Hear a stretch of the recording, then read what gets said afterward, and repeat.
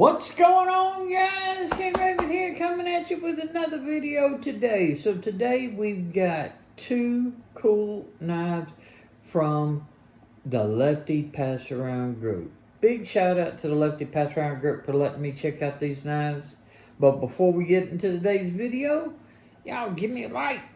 Leave a comment. At the end of the video, there'll be a little subscribe button. Hit that subscribe button. Hit the notification bell. And check out the other video. I'll have a link. Helps my channel when you do that. Helps the algorithm. I really do appreciate it. And y'all follow me over on Instagram at Shield Arms. Now let's flip this camera around and get into today's knife review.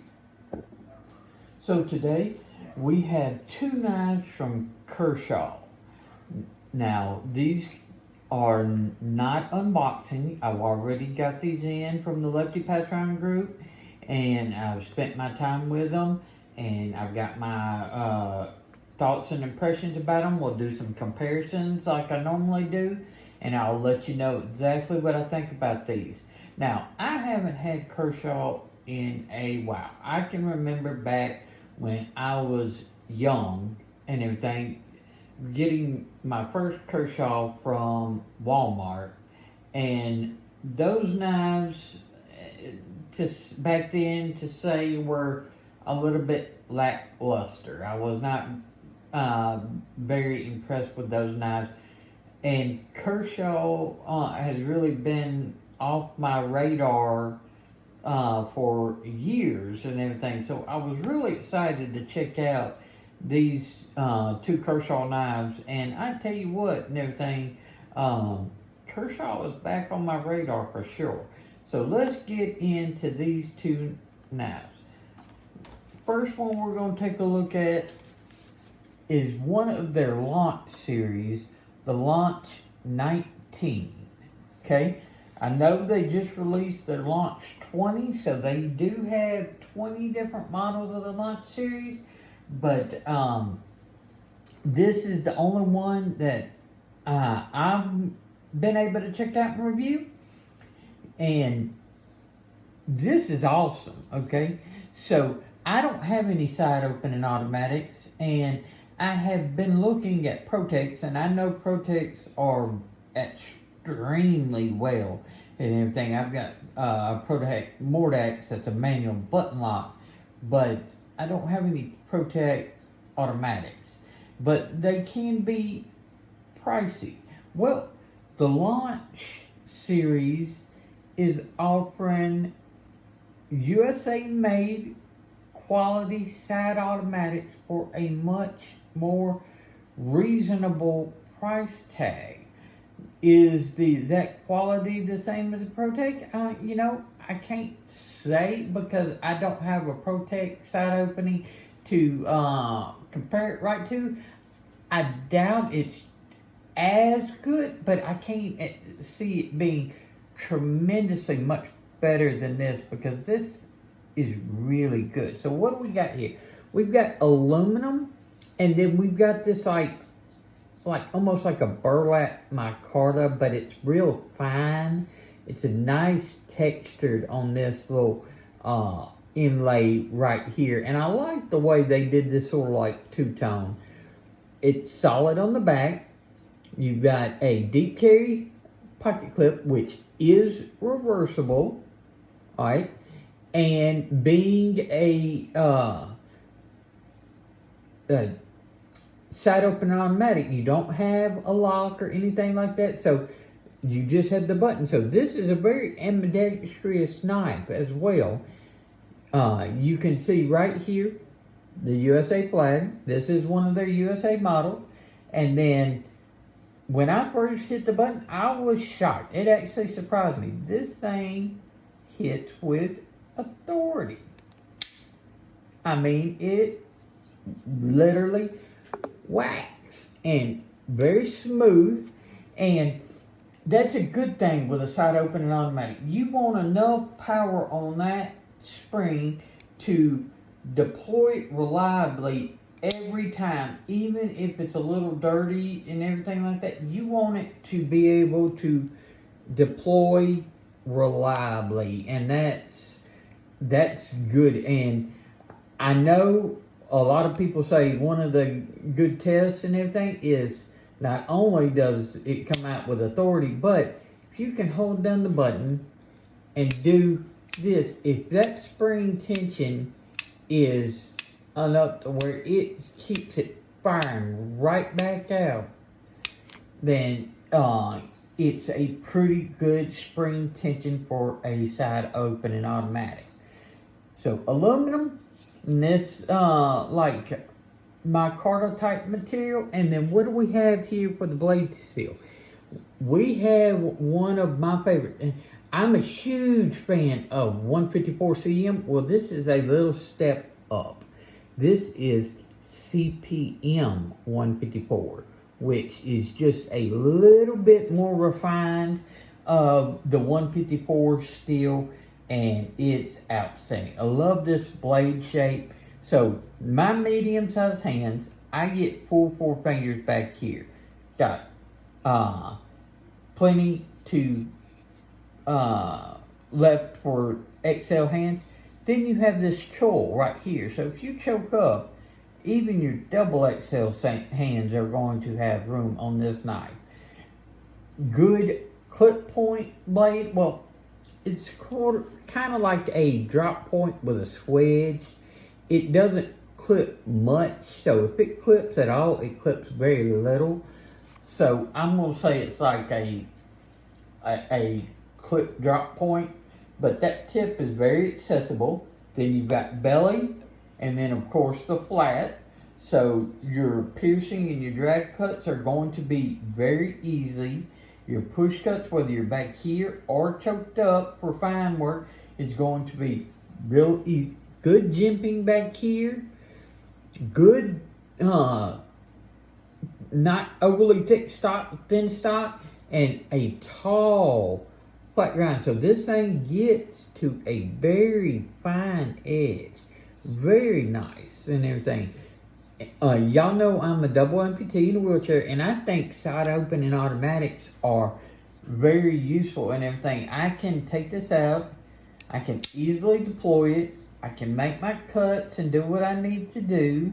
And then the only drawback is you do have to use 2 hands to close it. I mean, you could close it by doing the push up against something, but you know, just close it like that, real simple, and then you can put it away. So deploying the knife gets the knife very quick into the action of whatever you're needing to cut.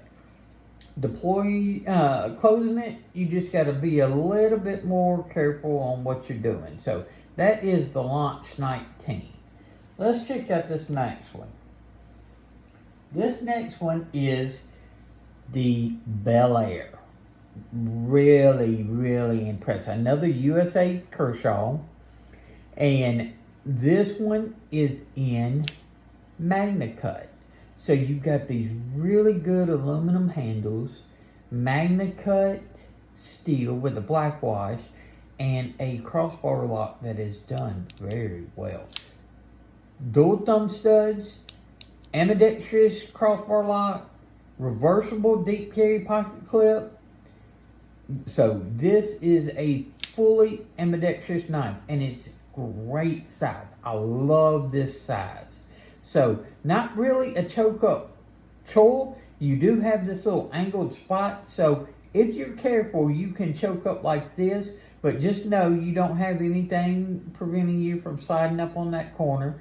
If you're back here, you're still very comfortable. Good jimping up there. Nice tall flat grind that comes to a good thin edge with thin stock. Love the blade shape. That drop on that point, so you don't have to go high at all to be able to use that tip. And then you've got just a slight belly and then a little bit more of a flatter area. So very comfortable hand, very good use, and the action is just phenomenal. Okay, so that is the Bel-Air. Great crossbar lock. Let's compare it to a couple of crossbar locks before I bring the lock. No, let's just give a size reference for both of these knives at the same time. Okay, so this is the Launch 19. A little bit larger in both handle and blade of the Bel-Air. Here is the crossbar lock Vosteed Raccoon. As you can see, the Raccoon is basically the exact same size as the Launch 19, a little bit larger than the Bel-Air. Here is the Pyrotech Kraken, and it is like the same size as the Raccoon and the Launch 19, and a little bit longer than the Bel-Air. Awesome knife. Check out my videos I've done on the Kraken and the Raccoon. This is one of the best budget knives that there are. And I think a really excellent comparison to the Bel-Air is the Doug Ritter Hogue Mini.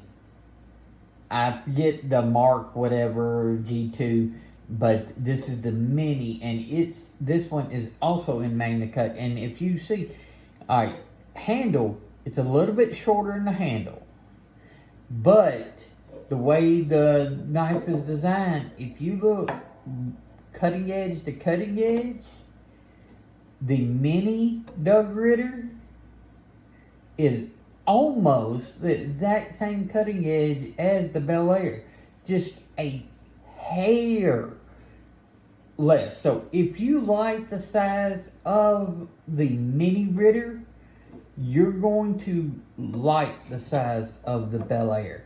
Very comparable in knives. Price range, material range, size range, excellent comparison in these two knives. This is a phenomenal knife, and this is a phenomenal knife as well. So let's flip this camera around and wrap up today's video of these two Kershaw knives. So guys, what do you think about the Kershaw Launch 19 and the Kershaw Bel-Air? Now that I've gotten to handle these Kershaw knives, Kershaw is now back on my radar. I've got to get some Kershaws in on my collection for comparisons and just to have and use. I definitely plan on getting a Launch series knife for sure. I've got to decide which of the 20 Launch that I really like. This one, from what I've looked so far, the 19 is right up there. I really like the 20 as well, and there's about 2 others that I'm considering. So it's down between 4 different launches, and this is definitely one of them. Love this knife. This is a great knife. And the Bel-Air, man, I love my Hogue Doug Ritter, and this is just a little bit different. I won't say better. I think it's a little bit different variation of a similar style knife. Okay, so this one has just a little different feel. Still excellent all the way around, and I really do dig this knife. So this is definitely on my list, and I want to try some more of Kershaw's crossbar lock knives now that I know how well that they do these. Like the there's the Iridium and the Heist. Those are 2 that I know I want to give a shot at and see if I can't get my hands on them to give them a try as well. Y'all let me know what you think about these 2 knives, and what do you think about Kershaw? Are y'all like me and, you know, had Kershaw back in the day? Okay, not too impressive, but okay. But now, man, they are back, and I think they're coming with a vengeance, and I love to see it, because I love to see good American-made options that are in the more affordable value range. Y'all let me know what you think. Please give me a like, leave a comment, hit the subscribe button, smash that notification bell, and check out this video. Think you might like it. Follow me over on Instagram at Shield Arms. Y'all be safe out there. I'm King Raven, and I'll catch you in the next video.